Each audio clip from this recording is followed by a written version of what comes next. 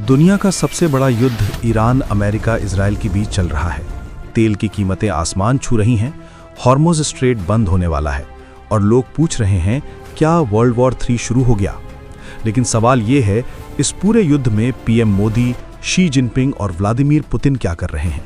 क्या ये तीनों नेता बस चुपचाप बैठे हैं या ये युद्ध उनके लिए एक बड़ा खेल का मैदान बन गया है? आज इस वीडियो में हम बिना किसी पक्ष लिए फैक्ट्स के साथ सब कुछ खोल कर रख देंगे। अंत तक देखिए, क्योंकि जो आप सुनने वाले हैं वो आपको हैरान कर देगा। चलिए सबसे पहले समझते हैं पूरा बैकग्राउंड। ये युद्ध 28 फरवरी 2026 को शुरू हुआ, जब अमेरिका और इजराइल ने ईरान के परमाणु साइट्स, मिलिट्री ठिकानों और लीडरशिप पर हमले शुरू कर दिए। ईरान के सुप्रीम लीडर अली खामेनी की मौत भी हुई और अब उनके बेटे मुज्तबा खामेनी नए लीडर बने हैं। ईरान ने मिसाइल और हाइपरसोनिक हथियारों से जवाब दिया। अब तीनों नेता क्या कर रहे हैं? पीएम मोदी फरवरी के अंत में इजराइल का ऑफिशियल विजिट किया। वहां इंडिया स्टैंड्स विद इजराइल कहा। 1-2 मार्च को नेतन्याहू से फोन पर बात की और शांति की अपील की। फिर 12 मार्च 2026 को ईरानी राष्ट्रपति मसूद पेजेश्कियान से फोन पर बात की और कहा कि क्षेत्र में गंभीर स्थिति है, भारतीय नागरिकों की सुरक्षा और ऊर्जा सप्लाई सबसे महत्वपूर्ण है। शी जिनपिंग 28 फरवरी से ही चीन ने हमलों की कड़ी निंदा की। विदेश मंत्री वांग यी ने कहा कि ये युद्ध कभी नहीं होना चाहिए था। अभी ट्रंप के साथ बीजिंग में समिट की तैयारी चल रही है।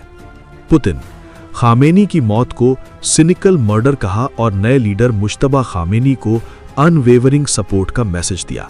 यूएन में भी विरोध दर्ज कराया। पिछले 6 महीनों में क्या बदला? सितंबर 2025 में चीन में एससीओ समिट हुआ। मोदी, शी और पुतिन साथ थे। फिर ब्रिक्स समिट में तीनों ने मल्टीपोलर वर्ल्ड का एजेंडा सेट किया। युद्ध शुरू होने के बाद भारत ने न्यूट्रलिटी प्लस बैलेंसिंग की पॉलिसी अपनाई।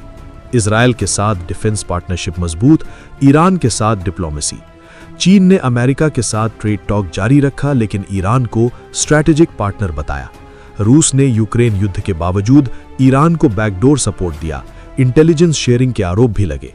इसका सीधा मतलब यह है कि कोई भी इन तीनों में से डायरेक्ट युद्ध में नहीं कूदा, लेकिन सब अपना खेल खेल रहे हैं। अब सबसे महत्वपूर्ण सवाल, इनका असली मोटिव क्या है? हम 3 एंगल से देखेंगे: आर्थिक, सैन्य और राजनीतिक। पीएम मोदी भारत। आर्थिक, भारत 60% तेल मिडिल ईस्ट से मंगाता है।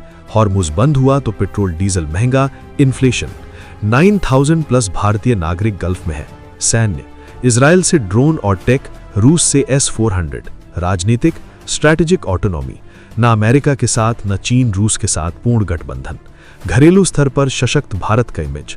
प्रोज, भारत दोनों तरफ से फायदा उठा सकता है। कॉन्स, अगर युद्ध लंबा चला तो ऊर्जा संकट। शी जिनपिंग चीन। आर्थिक, चीन ईरान का सबसे बड़ा ट्रेड पार्टनर, 25 साल की डील, तेल सस्ता चाहिए। सैन्य, ईरान को बैकअप लेकिन खुद डायरेक्ट वॉर से दूर, अपना मिलिट्री मॉडर्नाइजेशन तेज करना। राजनीतिक, खुद को दुनिया का सबसे बड़ा शांति बल दिखाना। यूएस की रिजीम चेंज पॉलिसी का विरोध, गल्फ में प्रभाव बढ़ाना। प्रोज, ट्रंप से ट्रेड डील में मजबूत पोजीशन। कॉन्स, तेल महंगा होने से नुकसान।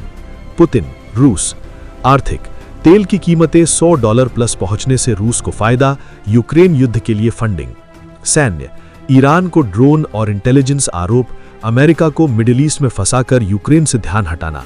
राजनीतिक, नेटो को कमजोर दिखाना, ट्रंप से यूक्रेन डील के लिए लिवरेज। प्रोज, रूस सबसे बड़ा विनर बन सकता है। कॉन्स, अगर ईरान पूरी तरह हार गया तो रूस का एक सहयोगी कम। अब ये सब दुनिया पर क्या असर डाल रहा है? भारत, ऊर्जा संकट, इन्फ्लेशन, स्टॉक मार्केट गिरावट। चीन, तेल महंगा लेकिन पीस मेकर का इमेज। रूस, सबसे ज्यादा फायदा। दुनिया, शिपिंग रूट प्रभावित, मुद्रास्फीति, यूरोप और एशिया में आर्थिक झटका, पड़ोसी देशों जैसे यूएई, सऊदी पर ईरानी हमले। लंबे समय में ब्रिक्स वर्सेस G7 की नई जंग तेज हो सकती है। क्या ये तीनों नेता सच में शांति चाहते हैं? क्या भारत को इजराइल के साथ और करीब जाना चाहिए या ईरान के साथ बैलेंस बनाए रखना चाहिए? अपना जवाब कमेंट में जरूर लिखें। मिलते हैं अगली वीडियो में, तब तक सच की तलाश जारी रखिए। धन्यवाद।